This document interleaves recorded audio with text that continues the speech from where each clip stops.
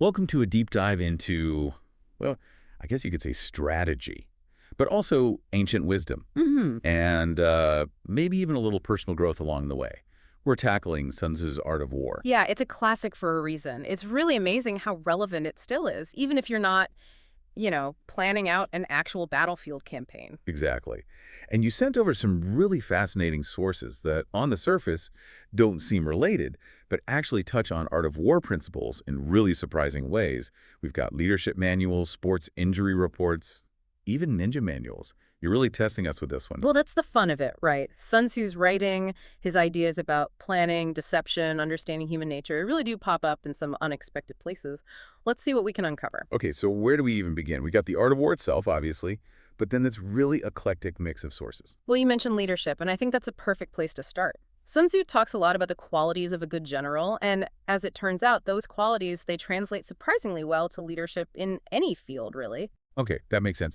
And we see that reflected in that leadership training manual you included, right? Absolutely. The manual emphasizes things like clear communication, accountability, taking in the bigger picture, understanding the needs of your team. These are all things that Sun Tzu stresses as well, just as you said, in a military context. It's like the battlefield is a metaphor, but the core principles, they hold strong whether you're commanding troops or like leading a company through a merger. Exactly. Inspiring trust, making sound judgments, understanding that human element, these are timeless skills, truly, for anyone in a position of leadership. So it's not just about giving orders. It's about inspiring and motivating people, which requires you to really understand human nature. Which, come to think of it, that's like a recurring theme in the art of war. Absolutely. And speaking of understanding human nature, let's talk about those sports injury reports. Okay, now this is where I'm picturing ninjas doing roundhouse kicks and Not quite, but the connection is there. Think about it. Athletes, in a way, they're like warriors in their own right. They have to be strategic, understand their opponents, know their own limits. so like knowing your own weaknesses so you can prevent injuries. That's kind of like knowing the enemy's vulnerabilities in battle. Precisely. Take, for example, ankle injuries in basketball. This report highlighted how common they are due to the quick movements, the potential for impact. Right, lots of quick changes in direction, potential for someone to land on your foot. It's a recipe for twisted ankles. And a good coach, just like a good general, uses that knowledge proactively. They'd incorporate exercises to strengthen those ankle muscles, maybe adjust training drills to minimize the risk. So it's like instead of waiting for an injury to happen, they're trying to like strategically prevent it. Exactly. They're applying this strategic mindset, understanding potential weaknesses, taking action to mitigate those risks. And this idea of strategic prevention, it goes beyond just physical vulnerabilities too. Ah, how so? Well, the source also mentioned the role of fatigue in hamstring injuries. Coaches recognizing that fatigue makes athletes more susceptible to these injuries is crucial. It's like in the art of war when Sun Tzu talks about choosing your battles. You mean knowing when to push and when to conserve your strength? Don't want to wear your troops or your hamstrings out? Exactly. It's about recognizing limitations and adapting your approach accordingly. This whole principle of knowing yourself, knowing your enemy, it takes on a whole other level when we get to those ninja manuals you mentioned. Okay, here's where it gets really interesting. Give me all the ninja secrets. Well, the manual we're looking at, the Bansen Shukai, it talks a lot about espionage, gathering information, understanding your opponent's routines, even just knowing the layout of their fortifications. So like the ninja equivalent of scouting out the land before a battle, getting the lay of the land. Exactly. The manual goes into incredible detail about things like deciphering signals, understanding different types of traps, even, and this is wild, the sounds different door latches make. Wait, seriously? Door latches? That seems incredibly specific. How is that useful in a fight? It's all about eliminating uncertainty. The element of surprise is a powerful weapon, right? Imagine a ninja trying to infiltrate a castle. Knowing which door latch makes a creaking sound versus one that opens silently, well, that could be the difference between success and getting caught. Okay, I get it. It's all about minimizing risk and maximizing your chances of success, even down to the smallest detail. But how does that translate to, say, a modern business setting? Are we talking like corporate espionage now? Not exactly, at least not in the illegal sense. But think about it. Understanding your competition is crucial in the business world, right? Absolutely. Market research, competitive analysis, it's all about gaining an edge. And just like a ninja scoping out a castle, Mhm. a smart business person uses that information to their advantage, identify opportunities, anticipate threats, make informed decisions. Okay, that makes sense. But so far, we've mostly talked about gathering information, knowing yourself, knowing your enemy. What about deception? That's a big part of the art of war, too. How does that fit into all this? Well, that's where things get really interesting. Deception. It's a fascinating aspect of strategy, and it requires, well, a light touch, you know? Now, obviously, we're not suggesting you go around being intentionally misleading or dishonest, but there are subtle ways to use this principle to your advantage. Okay, so when you say subtle, what do you mean exactly? Like, what are we talking about here? Think about it like this. Sun Tzu talks about appearing weak when you are strong and strong when you are weak. It's about, carefully crafting the impression that best suits your goals without resorting to, as I said, outright lies. So it's more about strategic positioning Yeah. and maybe controlling the narrative a bit. Exactly. It's about being mindful of how you present yourself, your strengths, even your weaknesses, depending on the situation. Take, for instance, a negotiation. You wouldn't necessarily reveal all your cards right away. Or you might choose to emphasize certain aspects of a deal over others. It all depends on what you're aiming to achieve, right? It's like poker. You don't want to show your hand too early. Can't let your opponent know your strategy. Exactly. And it's not just about concealing information either. It can also be about creating distractions, diversions to, throw your opponent off balance. Think about military maneuvers, things that are specifically designed to confuse the enemy about your real intentions. So it's like a mental chess game, Mm-hmm. always trying to anticipate your opponent's moves, trying to stay one step ahead, which, now that I think about it, ties into another big theme in the art of war: adaptability. Exactly. Because even the best laid plans, well, they rarely survive contact with the enemy, as they say. Yeah. Sun Tzu knew this, which is why he placed such a strong emphasis on being able to adapt to changing circumstances. It's like that old saying, expect the unexpected. Precisely. And that's something that comes up again and again in the sources you shared. Like, remember those excerpts about mixed martial arts? They talk about how important it is for fighters to not only have a game plan, but to also be able to improvise when things don't go according to plan. Right. Because in MMA, your opponent, they might throw a punch you weren't expecting.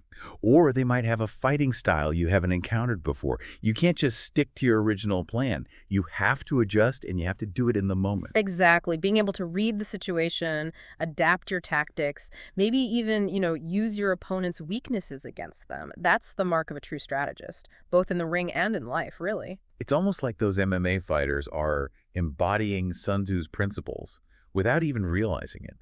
It's about staying calm under pressure, keeping your cool when things get chaotic, making those split-second decisions, but they're strategic decisions in the heat of the moment. And that kind of mental agility, that flexibility, it's not just useful in a fight, right? It's a valuable skill in any high-pressure situation, whether it's a business negotiation, a public speaking event, or even just navigating, a tough conversation with a loved one. So like those executive development articles you included, they play into this too, right? The need to be adaptable, to think on your feet, make those quick decisions in a landscape that's constantly changing.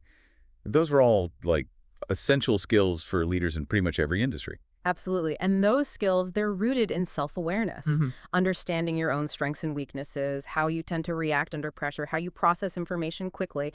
That's what allows you to adapt and respond effectively to those unexpected challenges.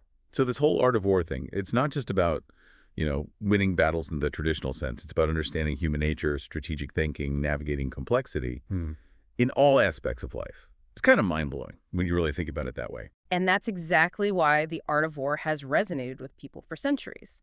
These principles, they're timeless, they're universal. You can apply them to your work, your relationships, your own personal growth. It's all connected. It's like we've uncovered this hidden thread running through all these different seemingly unrelated areas of life, whether it's leadership or sports or business or even just like your own personal well-being. There's this common thread of strategy, self-awareness, understanding that human element. Exactly. And it goes even deeper than that, because even something like, say, nutrition can be viewed through this lens, through the lens of the art of war. Okay, now you've really lost me. I'm all for like a healthy diet and everything. But how is that connected to ancient Chinese military strategy? Well, think about it. Maintaining a healthy lifestyle, it takes discipline, planning, understanding of how your body works, what it needs. Just like a general needs to understand their troops, their resources, you need to understand your own body's needs, its limitations, if you want to perform at your best. So it's like you need to be aware of your body's weaknesses to try to prevent things like fatigue or getting sick. It's almost like a preemptive strike, but against bad health. That's a great way to put it. And those nutrition articles, the ones we talked about, they really emphasize that. Understanding your nutritional needs, the importance of hydration, the impact of things like sleep deprivation on how well you think. It's like you're waging war against those unhealthy habits. And you need a solid strategy if you want to come out on top. Exactly. And that strategy, it needs to address both the physical and the mental aspects of well-being. Remember what Sun Tzu said? Supreme excellence consists of breaking the enemy's resistance without fighting. In this context, that enemy, it might be stress, it might be burnout, it might even just be those, late-night cravings that sabotage your healthy eating plan. So it's about being mindful. What you're putting into your body, how you manage your energy levels, making sure you're mentally and physically ready to face whatever challenges come up. Precisely. And that requires self-awareness, discipline, a strategic approach to your own well-being. Wow. We really went deep on that one. It's incredible. Something as, seemingly simple as eating healthy can actually be connected back to these ancient principles, these ideas about strategy and self-mastery. And it's a real testament to Sun Tzu's genius, isn't it? That his ideas are still so relevant to our lives, even in areas he never could have imagined. It really makes you wonder, could applying these principles in our own lives make us more effective, more resilient, maybe even more peaceful? And there's a fascinating question, and one that definitely deserves further exploration, but for now, we could spend hours, days, I think, unpacking all the nuances of the art of war. I know, right? It's like the deeper we go, the more connections we seem to uncover. But you're right. It's probably time to start to surface and let our listeners process all of this. Indeed. But before we do, I think it's important to take a moment, bring this home for everyone. How can we actually apply these ancient strategies to our modern lives, to the challenges we face, the goals we set for ourselves? That's the million-dollar question. Yeah. But something tells me it's not about literally declaring war on all your problems. It's more about cultivating that strategic mindset, right? Exactly. It's about becoming more aware, more conscious of the battles you're choosing to engage in. And just as important, how you choose to fight them. Remember how much Sun Tzu emphasized choosing your ground carefully, knowing when to engage, when to hold back. So it's about being more intentional with your energy, your actions, not just reacting to every little thing that comes your way, but taking that step back, assessing the situation, and then deciding, okay, what's the most strategic way to approach this? Precisely. And that's true for everything, your career, your relationships, even just your own personal well-being, how you take care of yourself. It's about that long game, anticipating challenges before they arise, and really, truly using your understanding of human nature to your advantage. So it's not just about winning every single battle. It's more about, how do you achieve those overall goals in a way that ideally minimizes the conflict, maximizes your chances of actually succeeding? You got it. Think back to that sports injury example. By, anticipating those weaknesses, those vulnerabilities, and taking preventative measures, you're not just avoiding a loss in a single game, right? You could potentially be saving someone from an injury that could end their entire career. That's a win that goes way beyond any individual competition. That's such a good point. And that same principle, it applies to so many areas of life. Whether it's, like you said, negotiating a deal or navigating a tough conversation, even just, trying to stick to your fitness goals, the more strategic you are in your approach, the less likely you are to end up in that constant state of reaction, that constant state of conflict. Exactly. It's about setting yourself up for success, creating those favorable conditions, and ultimately achieving your goals with a little bit more ease, a little less resistance along the way. It's like Sun Tzu was saying. Yeah. The more strategic you are in your approach to life, the less you'll actually need to engage in direct conflict. You'll be able to navigate those challenges with more, more grace, more wisdom, and maybe even a little more peace of mind. Now you're really getting it. It's not about becoming a warrior in, the traditional sense. It's about cultivating that inner strategist, that ability to see the bigger picture, to really think things through, make choices thoughtfully, and to approach all of life's complexities with a bit more skill, a bit more awareness. It makes you think, doesn't it? If we all approached our lives, our interactions, with just a little bit of that Sun Tzu wisdom, if we were all a little more strategic, a little more self-aware, more attuned to that human element, could we actually create a world that's more harmonious, more peaceful? It's a beautiful thought, and one that I believe truly Sun Tzu himself would wholeheartedly endorse. It's definitely something to ponder. And on that note, we'll leave you to contemplate the timeless wisdom of the art of war and how it might just hold the key to navigating, well, not just the battlefields of life, but maybe even the quest for a more peaceful, a more fulfilling existence.